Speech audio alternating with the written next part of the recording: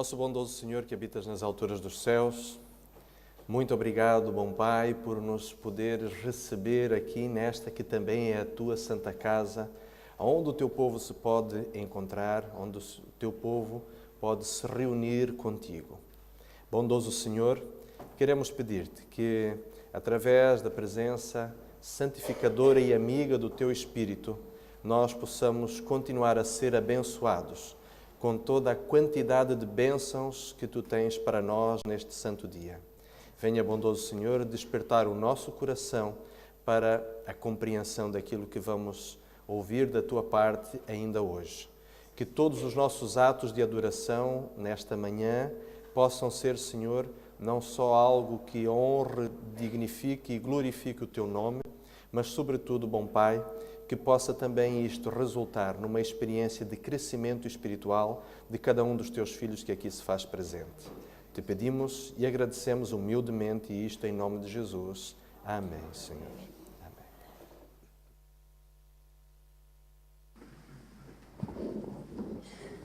Quero dar as mais cordiais boas-vindas a todos. Espero que possam todos se sentir bem na nossa Santa Casa, assim, que os santos anjos possam estar aqui. Quero também desejar às pessoas que estão lá em casa e que não poderão vir e que estão nos acompanhando pela internet, possam se encontrar bem. Vamos agora cantar o hino número 12.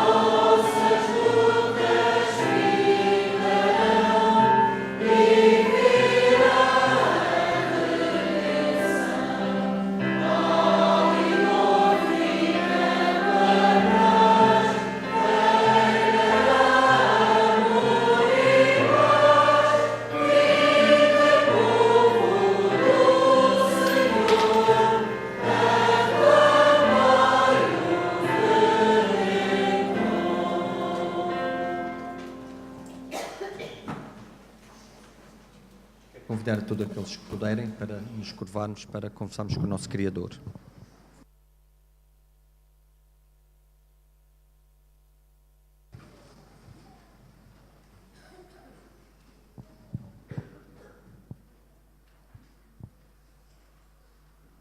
Querido Pai, que habites nos altos céus, Estamos aqui, Senhor, reunidos todos em Teu nome para Te louvar, para Te adorar. E queremos, Senhor, que o Senhor possa receber o nosso louvor e a nossa adoração. Queremos Te pedir, Pai, que Tu possas abençoar o servo que escolheste esta manhã. Que a mensagem, Senhor, que Ele nos irá transmitir possa ser uma mensagem vinda da Tua parte e que ela possa fazer eco, Senhor, nas nossas vidas. Queremos também Te pedir uma bênção para toda esta igreja, para todas as nossas visitas, aqueles irmãos que há algum tempo nós não víamos, Senhor, que agora podemos rever. Muito obrigado, Senhor, por os trazeres até cá. Dá-nos, Senhor, a Tua paz e o Teu amor. E, Senhor, vem estar connosco em cada momento das nossas vidas, nos guardando e nos protegendo, e que todos nós juntos, Senhor, um dia possamos Te abraçar na pátria celestial. Vem, Senhor, nos proteger, dá-nos a Tua paz e o Teu amor. Mais uma vez te peço em nome de Jesus. Amém.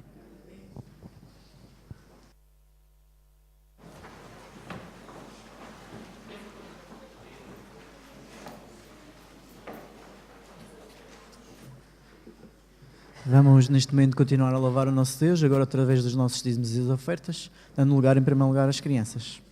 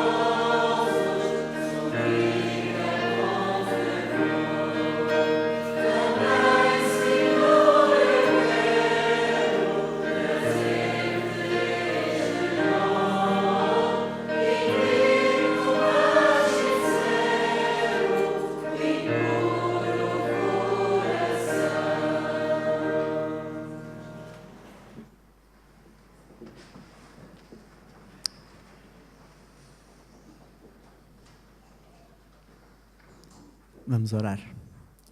Querido bom e amado Pai, agradeço-te pelas bênçãos que Tu nos dás, Senhor. Agradeço-te por tudo o que é Teu, poder ser um pouco nosso também, Senhor. Senhor, quero-te pedir bênçãos para todos nós, para que nós possamos realmente estar bem, quer fisicamente, e também queria-te pedir uma grande bênção espiritual. É o que eu te peço em teu nome. Amém.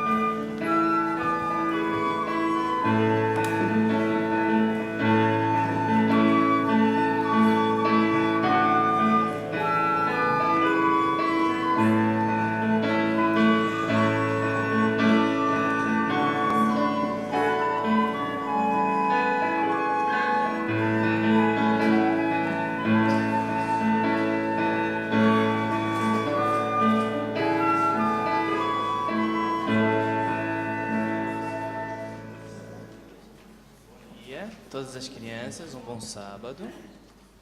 Hoje trago-vos uma história muito bonita. É a história do primeiro astronauta e da sua nave espacial. E por incrível que pareça, ela está relatada na Bíblia. Alguém sabe quem é esse nosso astronauta? Foi um ser humano.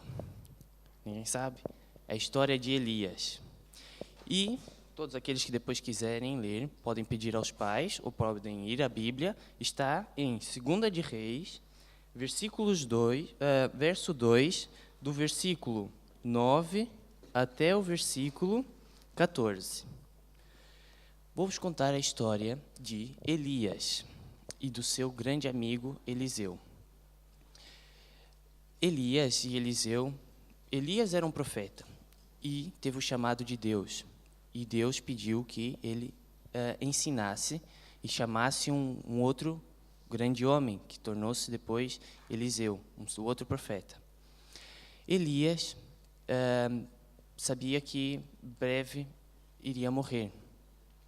Morrer, nesse caso, seria levado aos céus. E disse ao seu grande amigo Eliseu, disse assim: fica aqui em Betel, que Deus me chamou para ir, fica aqui, que Deus chamou para ir até Betel. Betel era uma cidadezinha onde tinha uma escola de profetas. E ele era lá antes da sua partida, da sua grande viagem. E então, Eliseu disse: não, vou contigo. Quero ir contigo. Tenho que aproveitar até o fim para estar contigo. E foram os dois até Betel. Lá, quando chegaram, vieram os alunos da escola de profetas falar com eles. E disseram: Eliseu, fica aqui conosco. Elias, dentro em breve, irá para os céus e tu ficas aqui conosco. E Eliseu disse: não, quero ir com meu amigo, com meu grande amigo Elias, quero estar com ele até o fim. Então Elias foi e disse assim: Eliseu, fica aqui que eu vou até Jericó. E lá chegando, e Eliseu voltou a dizer a mesma coisa: não, quero ir contigo e vou contigo até o fim. E foram até Jericó. Chegaram em Jericó, onde tinha mais uma escola de profetas, e os que estavam a estudar disseram a mesma coisa: fica aqui conosco, porque hoje Elias irá para o céu, aproveita e fica aqui conosco. E Elias disse: não, voltou a repetir a mesma coisa. Chegaram e foram até o Jordão.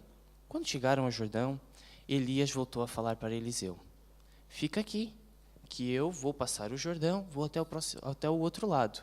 E Eliseu voltou a dizer: não, vou contigo até o fim. Então, aconteceu uma história muito engraçada. Elias, tirou uma manta que tinha à volta de si, enrolou e, como um chicote, bateu nas águas. E o que aconteceu? As águas abriram e eles passaram até o outro lado. Do outro lado, Elias disse assim: o que queres? Dentro em breve irei para o céu. O que queres que eu faça? O que queres que eu te dê? E Elias disse uma coisa muito interessante. Diz-nos o Espírito de Profecia, no livro Profetas e Reis, que Eliseu foi muito inteligente. Não pediu nenhuma riqueza, nenhuma posição neste mundo, mas pediu uma coisa: o dobro do Espírito que Deus tinha dado a Elias. E Elias disse assim: é uma coisa muito difícil estás-me a pedir, mas se tu me vires a subir para os céus, pode ter a certeza que o que pedires, isso será te dado. Se não me vires, pronto, vai ficar assim. E eles, entretanto, foram caminhando. E, de repente, o que acontece quando os astronautas, eles têm aquela contagem decrescente, não é? Contam de 10 até 0 e vem a nave espacial sobe. Neste caso, a nave espacial veio até Elias. E um carro de fogo, puxado por cavalos de fogo, veio até Elias e o levou. Isso demonstra que Eliseu viu realmente que Elias foi para o céu. E antes de Elias ir para o céu no seu redemoinho, veio um redemoinho, um tormento muito para o céu e deixou cair uma coisa. O que foi? Deixou cair a capa. E Elias apanhou. Isso quer dizer que Elias ficou com aquilo que ele pediu, certo? Na volta, ele passou novamente pelo Rio Jordão e fez a mesma coisa que Elias fez. Pegou a capa, enrolou, bateu na água e a água abriu e ele voltou a passar. Desta lição, desta história, nós podemos tirar 2 grandes lições. Primeira, nós, como jovens, como crianças, devemos também sabermos escolher boas companhias. Elias soube, a pedido de Deus, escolher Eliseu. E Eliseu, por sua vez, quando houve aquele pequeno desafio que foi proposto por Elias para ele ficar, ele disse: não, eu quero ir contigo, aproveitar até o fim tudo aquilo que eu posso aprender de ti e posso aprender do meu Deus, o meu grande amigo Deus. E nós devemos, como crianças, também sabermos estar com as crianças, com pessoas de mais experiência, com pessoas, bons amigos, que possam nos transmitir boas referências do caráter de Deus. Mas, acima de tudo, a segunda lição que nós aprendemos dessa história é: Elias foi tão amigo de Deus que Deus quis que ele fosse ter com ele. E uma coisa que nós podemos tirar, Elias representa para nós todos os santos, todos os salvos que um dia irão para o céu, mas que não passarão pela morte, porque nós poderemos ser transformados de um piscar de olhos, sermos santos e glorificados por Deus, sem passarmos pela morte.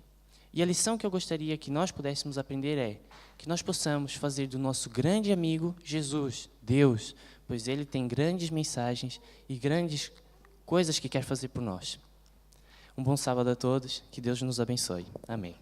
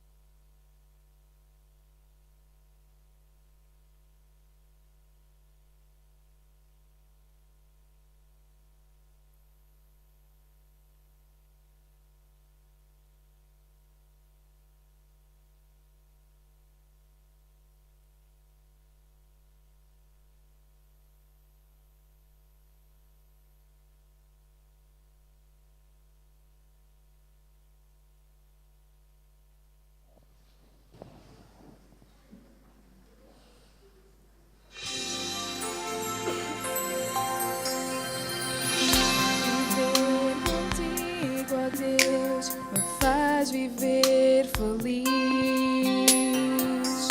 o teu amor me dá confiança para seguir, e a cada dia eu posso ver tua proteção em mim, ó Pai.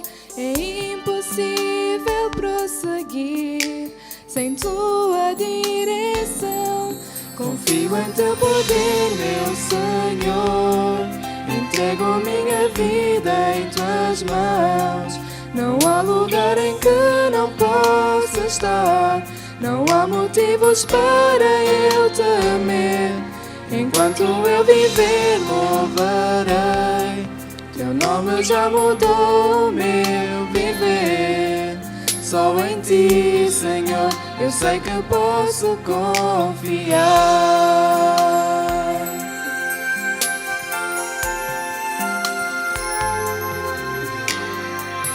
Saber que o Teu amor jamais me deixará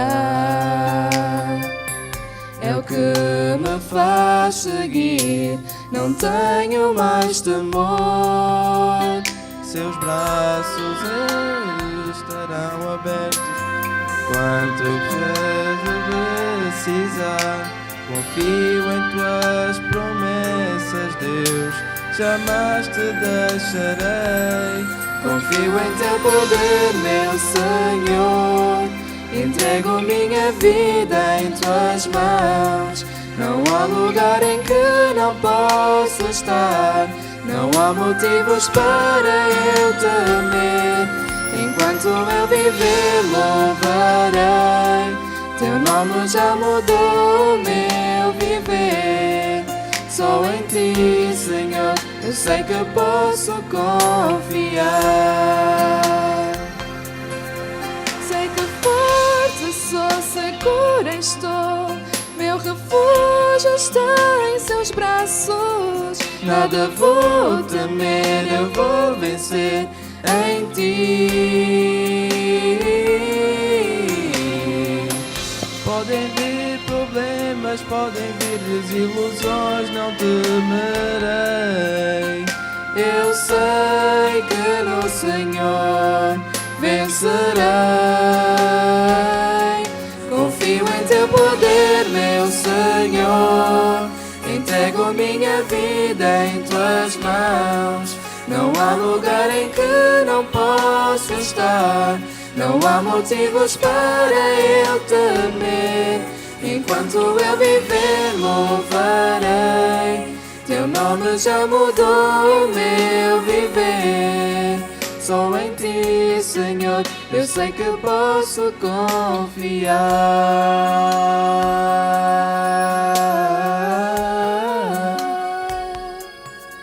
Só em Ti, Senhor, eu sei que posso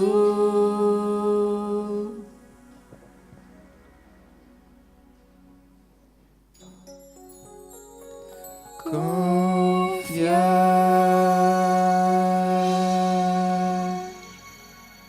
Amém. Amém.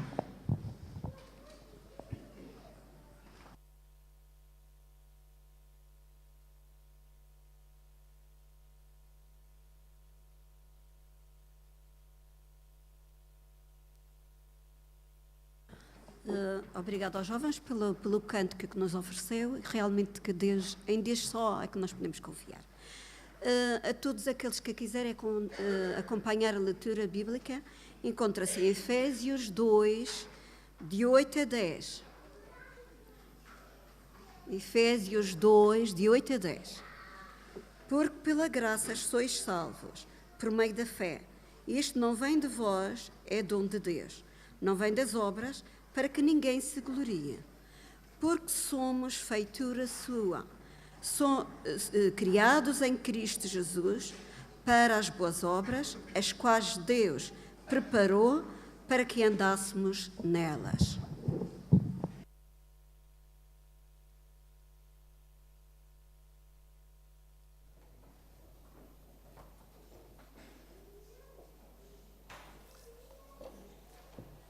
Quero saudar mais uma vez a Igreja, saudar também aqueles que nos acompanham a partir da internet, que o Senhor efetivamente sobre nós possa, a partir deste momento, ajudar-nos com o Seu Santo Espírito a compreender aquilo que Ele deseja nos ensinar ainda no restante desta manhã de sábado. Gostaria de vos convidar a abrirmos a nossa Bíblia no livro de Josué, no capítulo 10. Josué, capítulo 10, ali nós encontramos uma história interessante, uma história bastante significativa de como o povo de Israel foi poderosamente dirigido por Deus. Mas, embora esta história seja por nós conhecida, é a história em que Deus ajuda o povo de Israel sob a liderança de Josué, a vencer nada mais, nada menos do que um exército coligado de 5 exércitos. Na verdade, 5 reis se reuniram para lutar contra Israel. Mas o contexto histórico deste episódio é muito interessante. O povo de Israel tinha entrado há algumas semanas, há alguns meses já no território de Canaã. Tinham transposto o Rio Jordão. Estavam agora já na margem oeste do Rio Jordão. Na região de Gilgal. Era, portanto, o local de acampamento do povo de Israel. Tinham conquistado a cidade de Jericó, uma conquista fulgurante, uma experiência de derreter o coração dos mais bravos guerreiros de Canaã. Tinham conseguido em 2 etapas conquistar a cidade de Ai, que também era uma cidade importante e estratégica, porque se encontrava mais ou menos a meio do território de Canaã. E agora todos os outros povos estavam realmente apreensivos diante do poderio israelita, mas, sobretudo, estavam extremamente preocupados com o poder sobrenatural que os acompanhava em cada batalha. É por isso que os gibeonitas, os habitantes de Gibeon, vão enviar uma delegação de emissários para fazer um acordo com Josué e com o povo de Israel.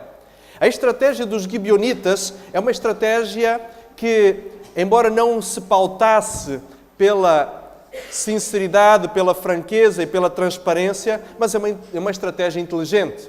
Eles fazem com que os seus diplomatas vão vestidos com roupas muito velhas, com sandálias rasgadas, inclusive com odres já furados, dando a impressão de que tinham iniciado esta viagem há muito tempo. E quando se chegam, os delegados de Gibeon a Josué mostram, portanto, a sua roupa gasta, dando a impressão, portanto, que tinham feito uma longa viagem, que vinham de um lugar muito distante, e isto, de alguma forma, faz com que o povo de Israel se sinta um pouco envaidecido. Eles pensam, bom, a nossa fama está a se espalhar para além dos limites de Canaã. Tanto assim que um povo de um lugar muito distante vem fazer paz conosco, vem estabelecer conosco uma aliança de paz.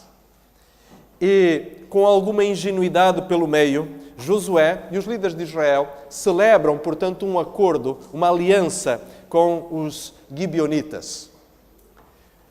Antes que a delegação de Gibeon saísse do acampamento de Gilgal, a Bíblia diz-nos que eles tomam conhecimento da estratégia e do engano em que tinham caído. Mas como naqueles tempos a palavra valia muito, e o compromisso assumido pelo povo de Israel e pelos anciãos e príncipes de Israel valeria muito, Josué, juntamente com o Conselho de Israel, optou por manter da sua parte o compromisso de celebrar, portanto, e de manter firme esta aliança com os habitantes de Gibeon.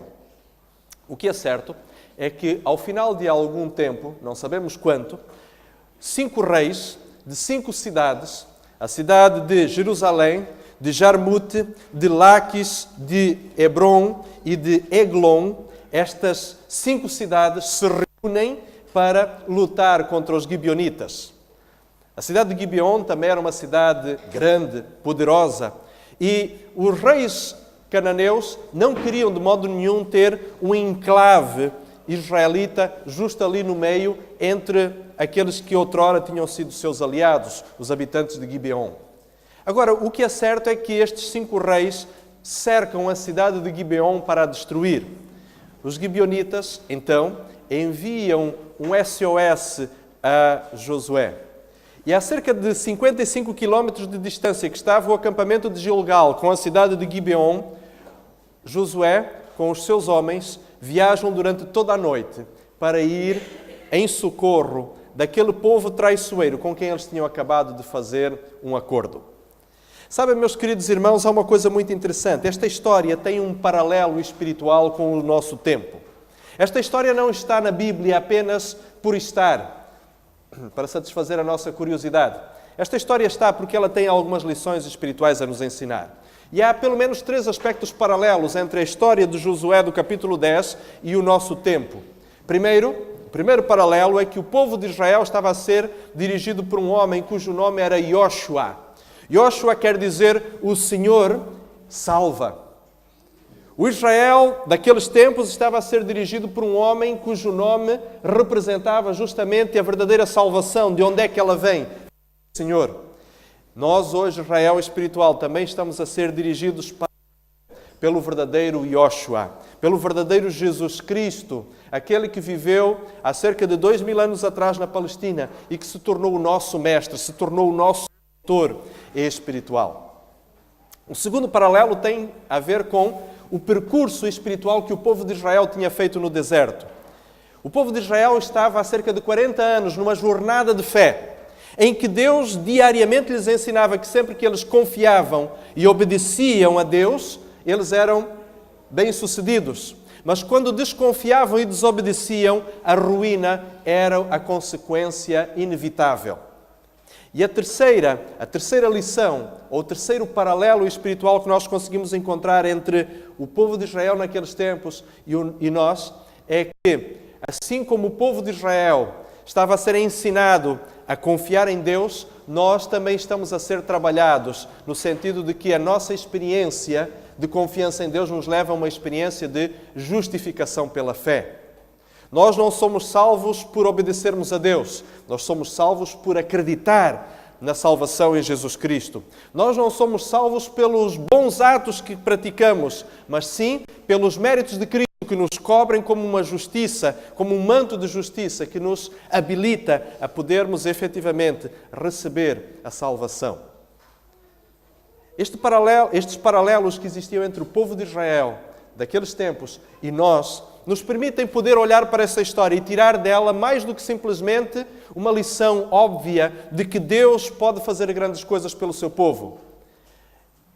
Esta história também nos ensina que nós podemos aprender com a forma como este povo viveu. E perdoem-me, meus queridos amigos, mas eu neste momento gostaria de tomar a liberdade de vos convidar a fazermos uma analogia entre os 5 reis com os quais Josué e o povo de Israel lutou, e 5 reis que também tentam hoje oprimir a nossa vida. Mas vamos, porém, ler o texto bíblico. Josué, capítulo 10, vamos ler do verso 6 ao verso 15. Josué, capítulo 10, do verso 6 em diante. Enviaram, pois, os homens de Gibeon a Josué, ao arraial de Gilgal, dizendo: não retires as tuas mãos dos teus servos, sobre apressadamente a nós, e livra-nos e ajuda-nos, porquanto todos os reis dos amorreus que habitam na montanha se ajuntaram contra nós. E então subiu Josué de Gilgal, ele e toda a gente de guerra com ele, e todos os valentes e valorosos. Verso 8. E o Senhor disse a Josué: não os temas, porque os tenho dado na tua mão, e nenhum deles parará diante de ti. E Josué lhes sobreveio de repente, porque toda a noite veio subindo desde Gilgal, e o Senhor os conturbou diante de Israel e os feriu com grande ferida em Gibeon, e seguiu-os pelo caminho que sobe a Betoron, e os feriu até a Zeca e a Mecada. E sucedeu que, fugindo eles diante de Israel, à descida de Bet-horon, o Senhor lançou sobre eles do céu grandes pedras até a Zeca, e morreram, e foram muitos mais os que morreram pelas pedras de Saraiva do que os filhos de Israel mataram à espada. Verso 12. Então Josué falou ao Senhor no dia em que o Senhor deu os amorreus na mão dos filhos de Israel e disse: aos olhos dos israelitas, sol, detém-te em Gibeon, e tu, lua, detém-te no vale de Aialon. E o sol se deteve e a lua parou, até que o povo se vingou dos seus inimigos, e isto não está escrito no livro do reto? O sol, pois, se deteve no meio do céu, e não se apressou a pôr-se quase um dia inteiro, e não houve dia semelhante, nem antes, nem depois dele. Ouvindo o Senhor assim a voz de um homem, porque o Senhor pelejava por Israel. E tornou-se Josué e todo Israel com ele ao arraial de Gilgal. Meus queridos irmãos, esta foi a vitória estrondosa, esta vitória retumbante que o povo de Israel conseguiu de uma só vez sobre cinco reis poderosos, Cada uma daquelas cidades que estavam ali juntas naquele conglomerado de exércitos representava uma cidade poderosa, difícil de ser conquistada, porque, como vimos, os gibeonitas disseram que estes eram reis que habitavam nas montanhas. Era difícil escalar até cada uma daquelas cidades. Era complicado, efetivamente, conseguir vencer estes exércitos nos enclaves, nas fortificações em que eles se encontravam. Aparentemente, aquele parecia ser um problema, mais um problema que o povo de Israel estava a ter. Mas, na verdade, meus queridos, muitas vezes os problemas que nos surgem podem ser parte da solução de Deus no seu plano providencial para nos livrar, para nos fazer crescer, para nos fazer prosperar espiritualmente. Aqueles 5 reis foram derrotados de uma só vez, numa única batalha. Sabem, aqueles 5 reis, meus queridos, não são mais os reis de Jerusalém, de Jarmute, de Eglon, de Hebron, de Laquis, mas são reis com os quais cada um dos membros do povo do Israel moderno também continuam a lutar. E sabem, permitam-me tomar a liberdade de dar nomes a cada um destes reis. Eu chamaria o primeiro rei o rei da incredulidade. Assim como Josué lutou com aquele exército, assim como o povo de Israel se degladiou com aquele exército, nós também nos degladiamos, queridos irmãos, com o rei da incredulidade. E o exército do rei da incredulidade tem basicamente 2 grandes regimentos, 2 grandes divisões dentro do seu exército. Podemos chamar a uma delas medo e receio.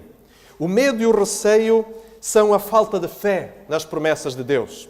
Quantas vezes, meus queridos irmãos, diante da insegurança, nós muitas vezes receamos confiar nas promessas de Deus. Outra importante arma secreta que o rei do medo tem é a dúvida. A dúvida, muitas vezes, se caracteriza pela suspeita em Deus. Quantas vezes, quando estamos enfraquecidos espiritualmente, suspeitamos de Deus e dos seus motivos? Temos dificuldade, por vezes, para aceitar que a fidelidade de Deus se vai cumprir na nossa vida ou que o seu amor é verdadeiramente sentido por nós. Na verdade, a história do povo de Israel caracteriza-se por uma experiência de obediência. E sempre que eles tinham fé e obedeciam, eles eram vitoriosos. Sempre que eles desobedeciam e duvidavam de Deus, a tragédia era iminente. O segundo rei, poderíamos chamar o rei do orgulho. Israel venceu este segundo rei também, assim como os crentes cristãos modernos também podem vencer. O orgulho apresenta-se basicamente em 3 facetas. Apresenta-se em forma de arrogância, sendo, diríamos assim, uma atitude que compromete o nosso relacionamento interpessoal, o relacionamento de nós uns com os outros, como irmãos. Manifesta-se através de um sentimento de autossuficiência, como uma atitude mental. Eu posso, eu consigo, eu não preciso de ajuda. E manifesta-se também por um espírito de independentismo ou individualismo, que tem consequências espirituais graves. Quando nós, através de qualquer uma destas atitudes, acabamos por nos sentir de tal forma capazes que não precisamos de Deus. Não precisamos de Deus para a grande tarefa que é a transformação do nosso coração.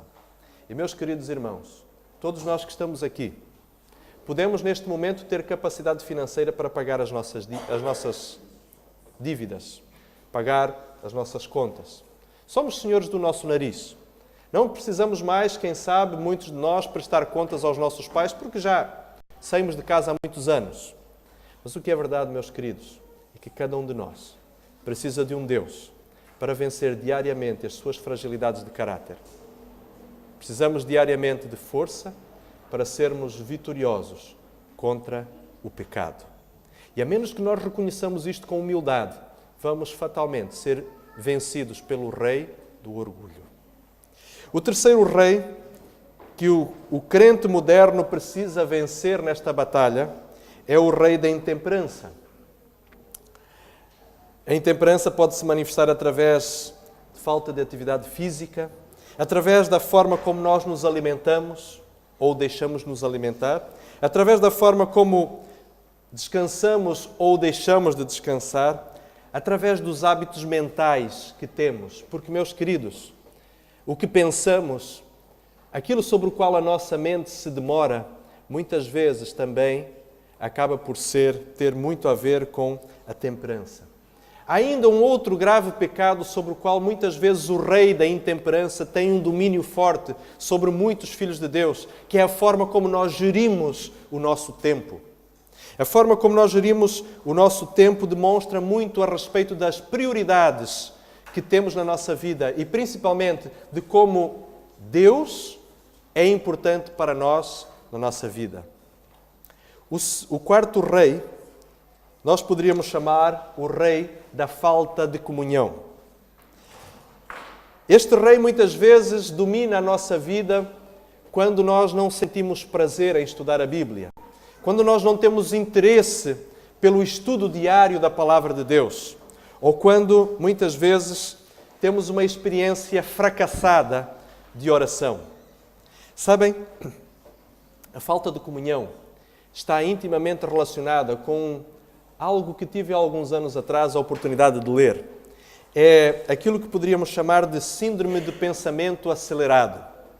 Muitas vezes, queridos irmãos e amigos, nós estamos tão envolvidos na vida que nos esquecemos que às vezes os nossos pensamentos andam a uma velocidade muito maior do que aquela que nós efetivamente precisamos.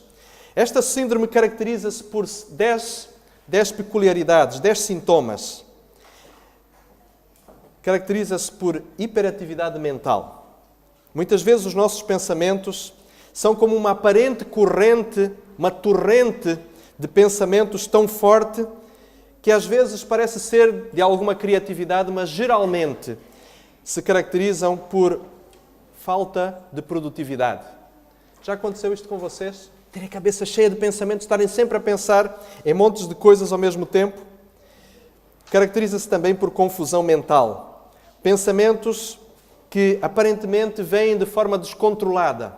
Já vos aconteceu de estarem a orar e de repente aparecerem-vos na vossa tela mental imagens que vocês não sabem de onde vieram? Ideias que não têm nada a ver com a oração e que rapidamente nos fazem desconectar daquela relação que nós estávamos a tentar estabelecer com Deus através daquele momento de oração. Caracteriza-se também por dificuldade em desligar. Às vezes vamos dormir, não conseguimos adormecer porque a nossa cabeça está sempre cheia de pensamentos. E não conseguimos parar. E vem uma coisa atrás da outra, é como se fosse, diríamos assim, um carrossel que nós não conseguimos controlar. Por interessante que pareça, a síndrome do pensamento acelerado caracteriza-se também por outros efeitos, como, por exemplo, visão de túnel. Nós perdemos a capacidade da visão periférica. De um modo geral, uma pessoa, mesmo que não esteja a olhar para as suas mãos, consegue-se perceber aquilo que acontece até um ângulo de 180 graus, mais ou menos. Quando nós estamos, por vezes, sob alguma pressão, sobre alguma tensão, a nossa visão vai se estreitando e não conseguimos ver as coisas do lado. Querem ver um exemplo muito simples disso? Quando uma criança está nervosa, um tanto pressionada pelos pais que estão com pressa de sair de casa, a mãe diz à filha ou ao filho: olha, vai ao teu guarda-roupa e procura isto. E ele chega lá e olha para o guarda-roupa e, embora aquilo que ele procura esteja um palmo ao lado, ele não consegue ver. Muitas vezes acontece isto conosco. Não conseguimos ver. Isto é um sintoma de pensamento ou do pensamento, da síndrome do pensamento acelerado. Muitas vezes estamos habituados a um permanente estado de ansiedade. É como se fosse algo ou leve ou mais intenso, mas que nós não nos apercebemos. Estamos sempre ansiosos, mas já estamos habituados de tal forma a esta ansiedade que nem sequer nos damos conta de que estamos sob alguma tensão. A audição seletiva. Às vezes não conseguimos ouvir bem aquilo que nos dizem. Ou, se ouvimos, gravamos apenas uma parte que nem sempre representa a totalidade daquilo que nos foi dito. Às vezes acontece com os maridos, quando estão apressados e a esposa lhes dá rapidamente uma lista de compras, de coisas que são para comprar, e o marido traz apenas metade daquilo que a esposa disse. Mas eu não te disse, querido, que era para comprar isto e aquilo outro. Ah, não ouvi. Dificuldade para se concentrar e, por vezes, resistência em se acalmar. Dificuldade para entender os sentimentos dos outros. Perda de memória. Irritabilidade frequente diante de pequenas contrariedades. Meus queridos amigos, isto tudo são características que talvez alguns de vocês digam: mas pastor, eu sempre me sinto assim, eu sempre estou assim. De alguma forma, quase todos os dias eu tenho um ou outro destes sintomas. Sabem, queridos, é sinal de que alguma coisa precisa mudar na nossa vida. E isto pode mudar através de uma experiência calma e serena de comunhão com Deus. Porque sabem quais são os efeitos do pensamento, da síndrome do pensamento acelerado sobre nós? Quais são os efeitos espirituais? Primeiro, dificuldade em orar de forma significativa. Nós sentimos que a nossa oração é uma coisa formal, mas que não faz muito sentido. Não conseguimos conversar de forma sincera e autêntica com Deus. Dificuldade em entender a vontade e a providência de Deus no nosso dia a dia. E mais do que isso, relutância em aceitar as orientações do Senhor, com uma tendência para para comportamentos de pensamento racionalista. Estamos sempre a tentar justificar as nossas atitudes para não aceitar o claro, assim diz o Senhor, que Ele nos faz chegar. O quinto rei, que muitas vezes exerce um forte poder sobre a vida dos crentes, é o rei dos pecados não confessados. E, meus queridos amigos, este é um exército poderoso que faz um grande estrago na vida de muitos cristãos. Este rei pode se caracterizar por pecados acariciados. Os pecados acariciados são aquele tipo de hábitos, de comportamentos que nós muitas vezes temos porque gostamos deles. Sabemos que não é bom, mas continuamos a mantê-los. Pode ser, por exemplo, um programa de televisão que nós sabemos que não tem grande valor espiritual, mas que nós gostamos tanto de assistir, que continuamos a vê-lo. Pode ser o uso de algum tipo de substância que nós sabemos que não é saudável para o nosso organismo, que não nos faz bem, mas nós continuamos a usar porque até achamos que talvez não nos faça tão mal assim e que talvez não tenha implicações espirituais tão graves assim. São às vezes determinados comportamentos que nós continuamos a manter secretamente, mas que sabemos que, embora Jesus não goste deles, nós gostamos tanto deles. Mas os pecados não confessados têm uma outra vertente, por vezes, que também é muito grave. São os pecados dos quais nós nos envergonhamos. São esses pecados que nos trazem um forte sentimento de vergonha e principalmente um sentimento de derrota. Porque Satanás nos lembra frequentemente que aqueles pecados nós não conseguimos vencer. São como compulsões, são como hábitos que não conseguimos vencer, dos quais nos sentimos profundamente envergonhados, sentimos-nos sujos, indignos diante de Deus. Mas eles continuam a ser um enclave que Satanás tem dentro de nós, tem na nossa vida. Os pecados não confessados têm a ver também com as nossas dificuldades de caráter, com aquelas tendências temperamentais que nós herdamos dos nossos pais, dos nossos avós, dos nossos tios. Aqueles comportamentos, aquelas características temperamentais que fazem de nós pessoas únicas. E muitas vezes pessoas únicas pelos piores motivos. Fazem de nós pessoas explosivas, vingativas, não perdoadoras. Pessoas que têm a tendência a ver as coisas sob uma perspectiva negativista em vez de uma perspectiva benigna. Fazem, diríamos assim, com que dentro de nós exista um desejozinho mórbido de sermos mauzinhos. Meus queridos amigos, é contra esse tipo de situações estas características temperamentais que Deus nos quer ajudar a vencer. Meus caros, a boa notícia da história de Josué, capítulo 10, é que de uma só vez o povo de Israel venceu estes 5 reis. E a boa notícia que temos, meus queridos irmãos, hoje, é que cada um de nós, com a ajuda de Deus, também pode vencer estes mesmos 5 reis que podem exercer poder sobre a nossa vida, mas sobre os quais nós não precisamos continuar a viver escravizados. A Bíblia tem vários textos que nos prometem a vitória sobre o pecado. E o primeiro que eu gostaria de ler convosco encontra-se em Filipenses, capítulo 4, verso 13. Filipenses, capítulo 4, verso 13. Estas são palavras do apóstolo Paulo, um homem que sabia muito bem como é que se podia vencer o pecado, como é que se podia vencer a tentação. Posso todas as coisas naquele que me fortalece. Meus queridos amigos, não precisamos andar vergados debaixo do pecado. 2 Coríntios, capítulo 5, verso 17. Um outro texto ainda que nos fala abundantemente, ou fala com forma garantida sobre a vitória de Deus, que Deus tem para dar àqueles que querem vencer o pecado. 2 Coríntios, capítulo 5, verso 17 diz: assim que se alguém está em Cristo, é uma nova criatura. E as coisas velhas, já aconteceu o que com elas? Já passaram. E eis que tudo se fez novo. Romanos, capítulo 8. Romanos, capítulo 8, verso 37.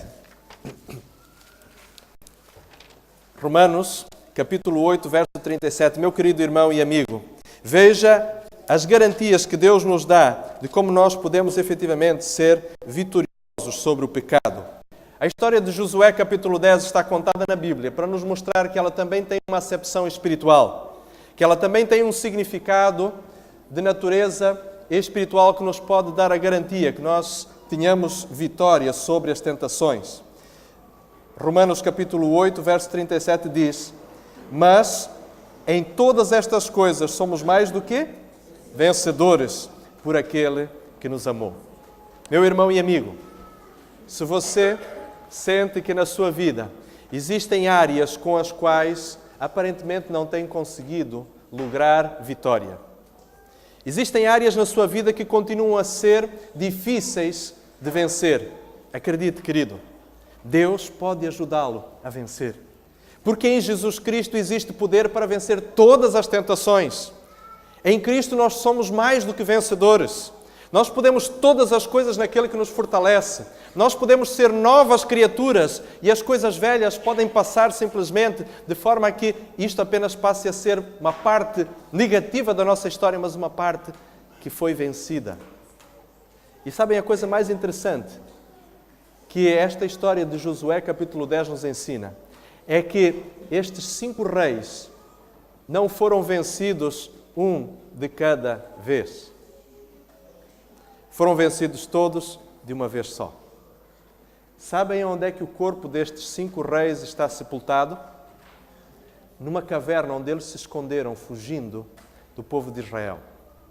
Sabem onde é que Deus quer colocar os seus pecados? Nas profundezas do mar. Amém? Amém? Amém por isso. Deus não quer sepultar os seus pecados. Aquilo que te fez derrotar durante tanto tempo, apenas numa caverna, Deus quer colocar nas profundezas do mar. E por isso, meus queridos amigos, nós somos mais do que vencedores. Isto é motivo para nós sentirmos alegria. Sabermos que Deus efetivamente pode nos usar de uma forma muito especial.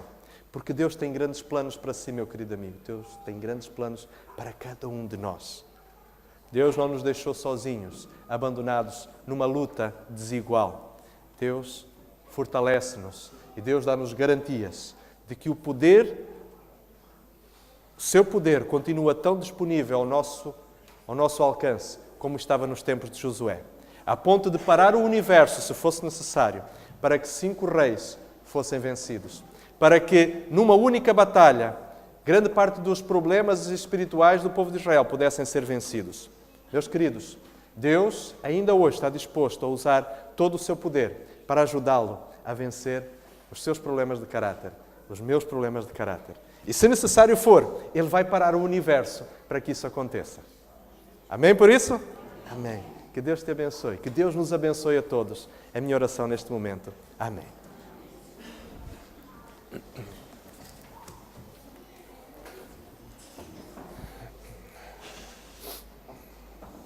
Para terminar, pedimos a todos os irmãos que se levantem para louvar o Senhor através do cântico 304. O cântico 304.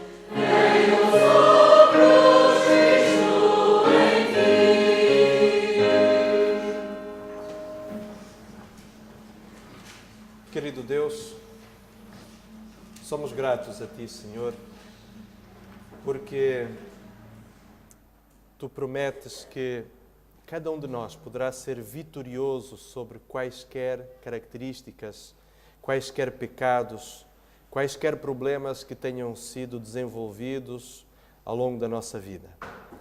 Obrigado, Senhor, porque o Teu único desejo é que em nós o caráter de Cristo possa ser de tal forma desenvolvido, a ponto de o Teu nome ser honrado, glorificado, e de maneira que todos aqueles que nos contemplem possam ver Cristo em nós.